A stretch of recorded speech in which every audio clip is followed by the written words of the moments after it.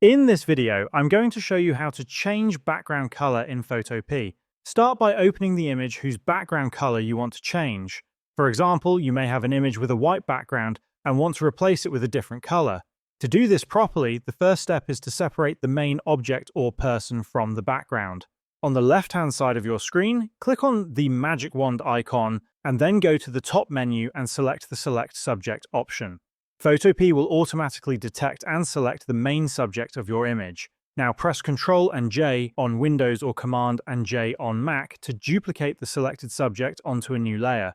You will see a new layer appear in the Layers panel that contains only the subject. You can hide the original background layer to confirm that the extraction worked properly. To add a new background color, go to the bottom right side of your screen and click on the half circle icon, which represents adjustment layers. From the menu, choose Color Fill.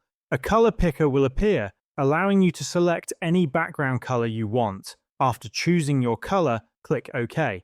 Now drag this newly created color layer below your subject layer in the Layers panel. The selected color will appear behind your object, replacing the old background. If you ever want to change the background color again, simply double-click on the color thumbnail in the color layer and select a new color from the color picker. And this is how you can change background color in Photopea.